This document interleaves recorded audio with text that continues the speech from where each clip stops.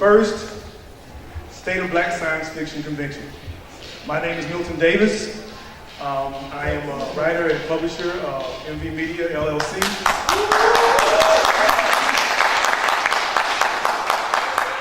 And to my left is Balogun Ojetade. Yeah! This event has been a long time coming. We started the collective in 2012, and it was actually sparked by an online blog tour that we did where we had different writers, different Black science fiction writers, blog about their experiences, and everybody shared each other's blogs.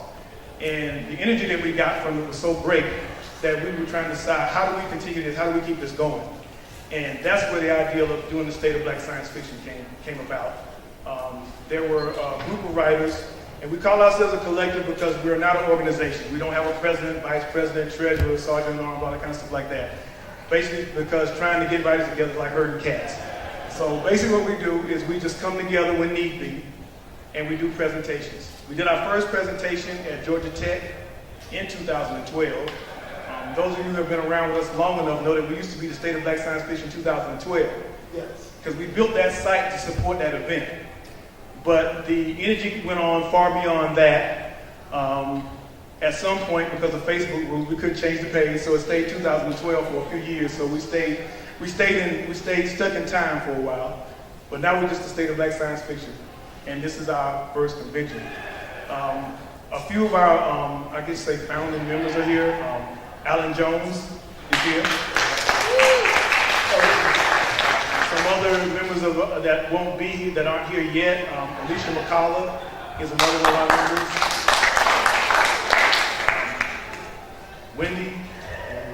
Wendy Raven McNair, Ed Hall, Ellen Davis. Ellen wanted to be here, but she had death in the family, so she wasn't able to make it.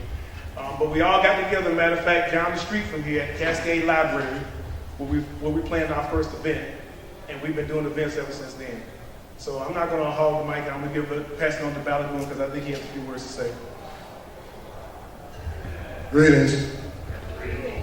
I'm going to read this because Milton says I talk a lot. I don't know what he was talking about. So I'm reading this to keep myself in check from going off the rails. But I'm happy to see everybody here. Going to be a lot more people here in a few minutes. So right now, stay cool, because it's going to get hot and sweaty in a minute. It gives us great pleasure to extend to you all a very warm welcome on behalf of the State of Black Science Fiction Convention, and to say how grateful we are to all of you for accepting our invitation to SOPSFICCon. And if you didn't know how it's pronounced, SOPSFCon is SOPSFICCon, all right? We thank you for accepting our invitation here on the campus of the Southwest Arts Center here in Atlanta. We would also like to express our gratitude for the exceptional work and dedication of our art curator, Dan the Man Flores. Can you stand up, Dan? Dan puts in a lot of work. Dan is from Southeast LA, so me and Dan were going at it. You know, man, you gonna do so-and-so. No, I won't. I'm from the west side of Chicago, so you know, but I love Dan. We did a lot of work together. I told Milton, you know, Dan is harsh, I can be harsh, but the next con, there's nobody else that I would rather work with other than this man right here. He does great work, and those schedules that you see, he put that together. The art show that you're gonna see going through here, he put that together. We're happy to have Dan. Give him another round of applause. He did a lot more behind the scenes that you all can only imagine. We also like to thank for the energy and creativity of our marketing director, Lorraine Nikki Anthony. Lorraine, are you in here? She's our marketing, there you go. So give her a hand. She's in the building though. And for the grueling, hair-pulling 2 days, our guest and vendor services director, Akeem Donaldson. You see him walking around. He's a big, muscular brother with the British accent. Oh, he's back there. We want to thank you, and we want to warn you about the hair pulling that's going to go on. He actually had an afro when he walked in the door today. You see what happened? So it's been kind of stressful for us today, but we love it. We would also like to thank our volunteers. Bernard, are you here? In here? Bernard Martin, he's probably out working. Bernard hit the door running. He's been working with Jackson Con for over 20 years, over 25 years, something like that. We're happy to have him with us. Rick, we've got our family working. We got a lot of people, working today to make this happen. And yesterday, a lot of my students, Milton's family members came through. We had 2 hours to set everything up, and they came through and made it happen. So let's give them a round of applause. Because no con can run without its volunteers. Finally, we know that we have people from all walks of life in here, so we know you will take away different things from your South Con experience.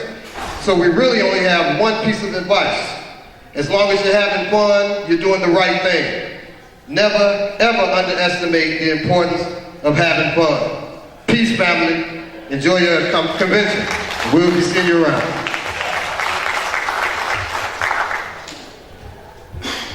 I want to take a few minutes to read a piece of work by Clarence Zigzag Young. Clarence was really inspired by the whole event taking place, and he decided to put some words together for it.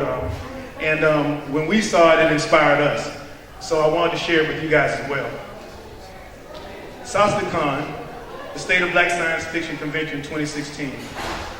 It's a mouthful of a name, but sometimes in order to speak truth, you've got to speak a name in full so you can steep in its power. You have to speak the name when others say the name shouldn't exist. You have to walk around folks who celebrate the knowledge of the earth being round, but treat you as an individual and collectively as if you are flat. The SOSLICON, arranged by Milton Davis, Balaguno Jitati, and a crew of fantastic volunteers, is not about saying no.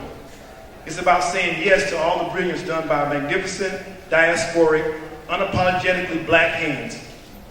If you've never read Kini and Bura Salam's work, you've never seen a story of alien infiltration told so fully from the realm of the senses as to call the Orisha down.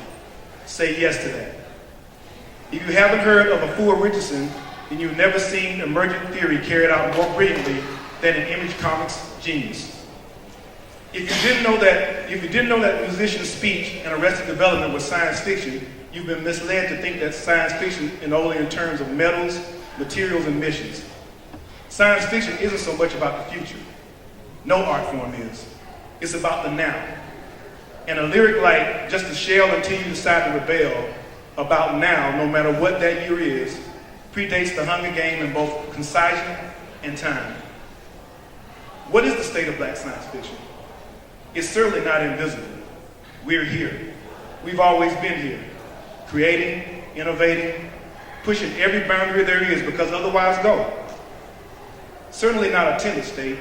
Black science fiction and Afrofuturism are currently healing fissures and wounds the world over like never before. There's a direct power in it. You need look no further than the triumvirate of Adrienne Marie Brown, Yatashi Womack, and Melinda Imaricia to see the sci-fi visions used as engines for real social change and not just fodder for box office receipts. The behemoth can move. And it's surely a vibrant state. There are adventures, comics, movies, soundscapes, graphic arts, cosplay, webisodes, sword and sorcery, horror, deep space empires, satire, comedy, erotica, cyber. Not simply the rainbow, but light broken down into its ever-loving component waves. So it seems to me the state of black science fiction is a living, breathing, pulsing, beckoning. Since the first tactic of oppression is to strip others of their imagination, the first duty of the enlightened is to shrug off discomfort. The next tactic of mental oppression is to tell you that even wanting to express yourself is an act of violence.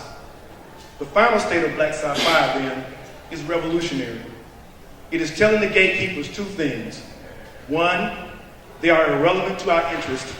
And two, move or be moved. We got one more thing and then we'll let you go. I know we said we weren't gonna be long and we're not. We are dedicating this first State of Black Science Fiction to one of our icons of black science fiction and the creator of Sword and Soul, Charles R. Saunders. Most of you may not know Charles, but Charles, back in the late 70s, was a big fan of Conan the Barbarian. But as he read those books, he said, why isn't there a black equivalent to this character?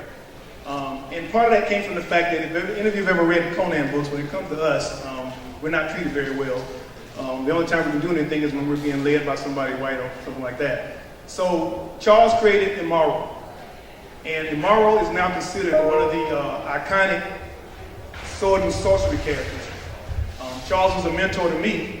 When I first started writing my stories, which I write sword and soul, while I was developing them, I was like, there had to be somebody else to do this before. This was in 2005. And I kept looking and could never find anything by anybody else until one day his books were re-released by Nightshade Publishing. And then I said, I knew somebody had done this before.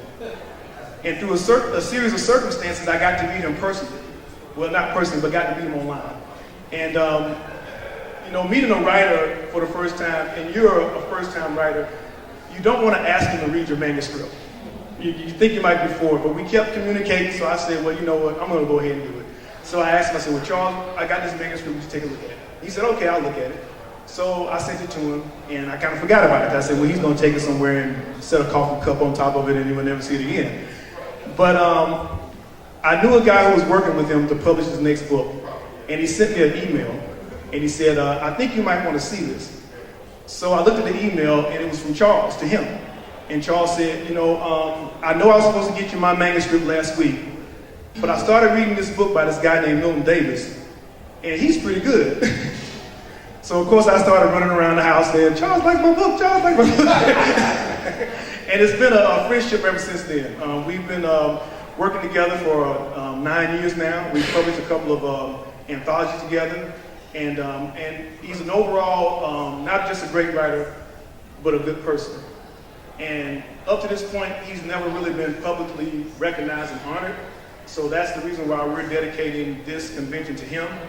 After the convention, we're actually going to have a plaque made in his name, which we're going to send to him. He currently lives in Nova Scotia, in Halifax, Nova Scotia. And we're going to communicate with him, and actually we're going to take a film of this ceremony so he can see it as well.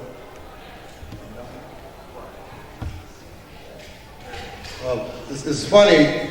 My first encounter with Charles was in 1987. Dragon Magazine, number 122, page 22. There was an article written called Out of Africa. And in that article, this writer named Charles Saunders writes about the amazing creatures from African folklore.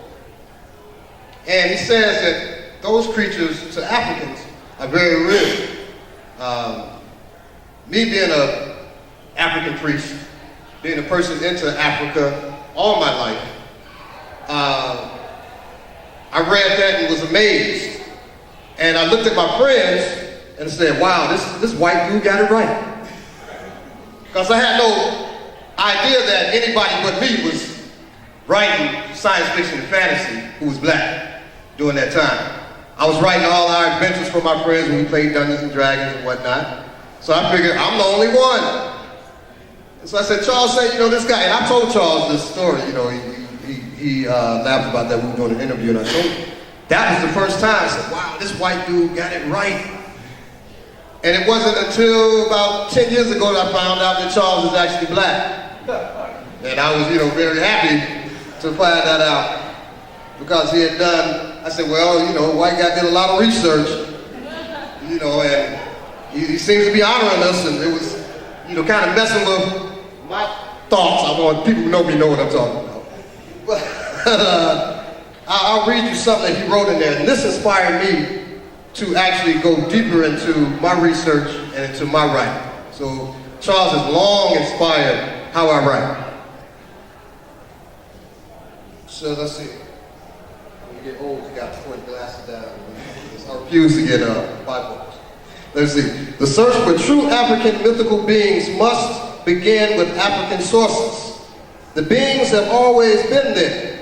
As the continent continues to emerge from its centuries-long nightmare of slavery and colonialism, The true extent of the output of the African imagination will become apparent to the fantasists, scholars, and gamers of this part of the world. This article represents only one small scratch across a vast surface. Aren't both kinds of creature equally products of the imagination? The answer to that question is yes and no. In the lore of most African cultures, there are two categories into which beings we consider imaginary may be sorted: natural and supernatural. The natural category would include animal species that have not been described and classified by zoologists, but are nonetheless considered by Africans to be as much a part of the local fauna as lions and leopards. These elusive beasts of river, forest, and plain could be considered in the same light as the Loch Ness Monster of Scotland or the Sasquatch of North America. Animals whose existence has not been verified scientifically, but are still more likely to fall into the purview of biologists rather than anthropologists. Supernatural beings belong more to the realm of folklore and mythology. Often natural and supernatural beings are lumped together as products of ignorance and superstition. Not ignorance and superstition of the African, but of the European who was writing about the Africans' belief systems. Okay? Still, as Belgian zoologist Bernard Heuvelmans points out on the track of unknown animals, zoos all over the world now contain specimens of the gorilla, the okapi, and the pygmy hippopotamus, all of which were once dismissed as products of native superstition. There may be others. Africa is a continent of rivers, with Nile, the Zaire, formerly Congo, and Niger systems ranking among the longest in the world. There are also several Great Lakes surpassed in size only by those of North America. These bodies of water teem with a countless variety of fish, as well as hippopotami, crocodiles, and water birds. Formidable as the hippo and crocodile even they are sometimes forced to retreat when confronted by the unknown beasts that share their environment. One dangerous rival is the dingo net, a 15-foot-long creature with a head like that of a lioness or otter, long saber-like fangs, thick scales like those of an armadillo, and a long, broad tail. Now, it goes on to describe different creatures, and then another author, Roger Moore, breaks those creatures down into Dungeons and Dragons stats. So that opened up how I was even able to play Dungeons and Dragons, because I was already writing African adventures. But now I had research material that I was able to use. And then I said, okay, well it just gave me allowance. So now I started all the things I knew about that people might call mythology, that people might call imagination or superstition. I was able to now write about and include in my Dungeons and Dragons games. Okay?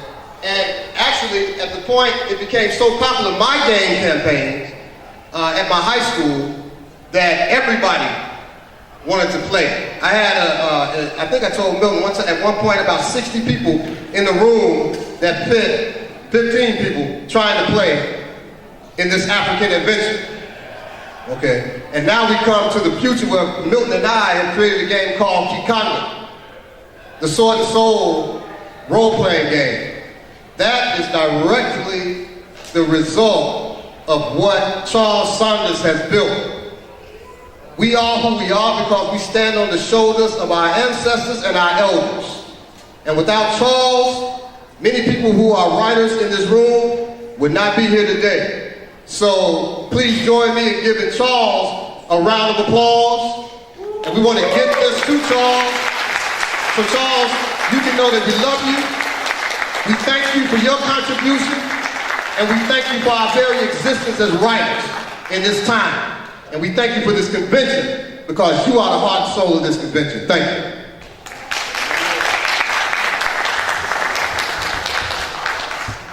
We appreciate y'all coming by and spending a few minutes with us so we could, dedicate the convention and open it up. Like Balagoon said, there's going to be a lot of things going on. We've got vendors out there. Make sure you stop by and look at what they've got and spend your money. We're also going to have panels where we're going to talk about different aspects of Black science fiction and vantage. Yeah, to make sure everybody knows, we have vendors in both buildings. We have vendors here, and we have vendors up the street in the classroom as well. So make sure you go to both buildings, and so you get a full breadth of everything that we have here. So we're going to let you guys go. Thank you for coming again. Thank you for supporting our con, and most of all, have fun. Take care.